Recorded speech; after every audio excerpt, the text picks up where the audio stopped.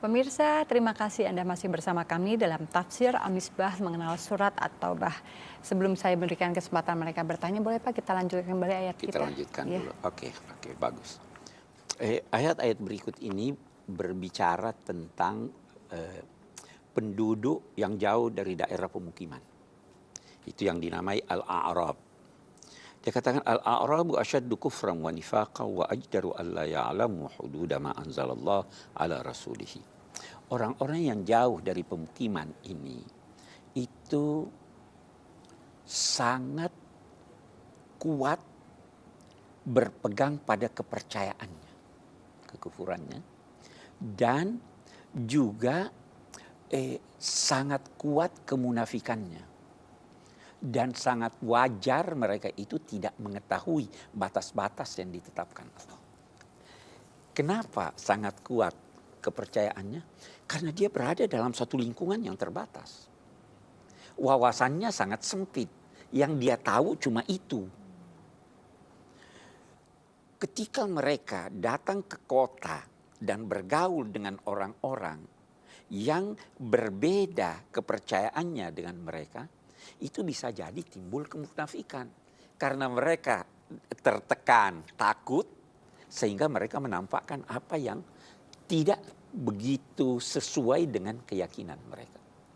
Mereka wajar untuk tidak mengetahui batas-batas ini karena mereka tidak tahu batas-batas itu. Sebenarnya hal yang semacam ini terjadi pada kita sekarang. Orang yang sempit pergaulannya, wawasannya sempit. Dia anggap cuma dirinya yang benar. Tetapi semakin banyak kita bergaul, semakin kita tahu bahwa ada ini, ada ini, ada ini. Itu sebabnya orang-orang yang hanya mengetahui satu buku lebih sempit wawasannya daripada yang mengetahui 2-3 buku. Ini yang diceritakan ini, bahwa orang-orang itu seperti itu. Orang-orang yang bermukim jauh dari ini, tidak bergaul dan sebagainya. Ini jadi satu hal lagi yang saya ingin garis bawahi. Apa yang diberitakan oleh Al-Quran itu sebenarnya bisa menjadi miniatur. Dia memberikan kita contoh-contoh pada masa itu.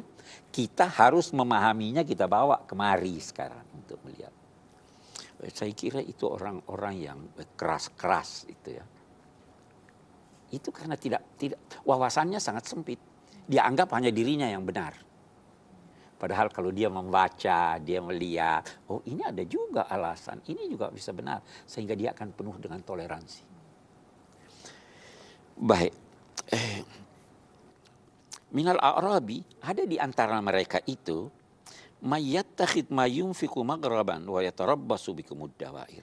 Ada di antara mereka itu karena sudah harus bergaul dan merasa dirinya ikut Nabi, dia merasakan apa yang mereka nafkahkan itu sebagai kerugian. Rugi nih, terpaksa nih. Barangkali ada pengusaha-pengusaha juga katanya sekarang ada yang begitu. Ya toh? Kita terpaksa, ada teman-teman saya berkata, kita terpaksa kasih ini, kasih itu, kasih ini biar mulus kita. Iya. Oke, iya. Bukan saudara-saudara. Ada yang dia anggap apa yang diberikannya itu kerugian. Dan orang-orang Arab ini yang penuh kekufuran dan kemunafikan ini menantikan jatuhnya atas diri kamu bencana yang melingkari kamu. Sesungguhnya mereka lah yang akan mendapatkan bencana itu. Allah Maha mendengar lagi melihat. Ada satu hal ini dikemukakan begini.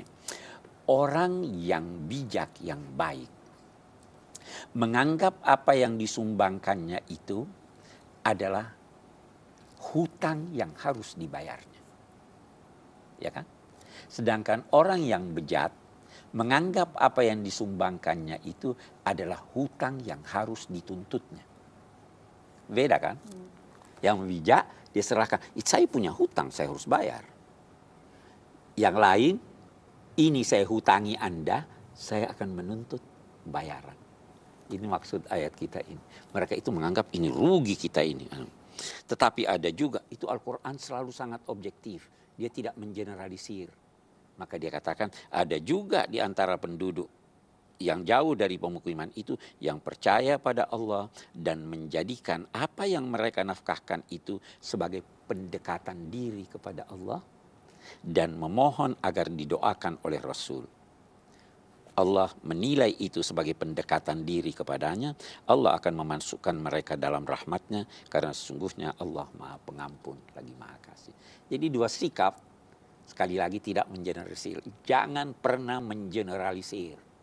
Jangan pernah berkata semua orang kafir itu tidak jujur. Jangan pernah berkata semua orang Yahudi itu jahat. Jangan juga pernah berkata semua orang Muslim itu yang menamakan dirinya Muslim pasti baik. Kita tidak mengeneralisir. Yang terakhir ayat, masih ada waktu? Masih ada waktu. Masih ada waktu. Baru dia berbicara, was-sabiqunal awwaluna minal muhajirin wal ansar walladzina tabauhum bi ihsanin radhiyallahu anhum wa radu anhu. Orang-orang yang mendahului orang lain dan menjadi pionir-pionir dalam memeluk Islam,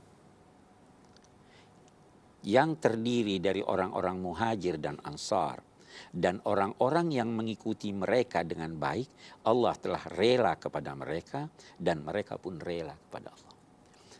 Dalam sejarah Islam ada orang-orang Nabi masih teraniaya dengan sahabat-sahabatnya di Mekah, mereka sudah hijrah ke Habasyah, ke Ethiopia.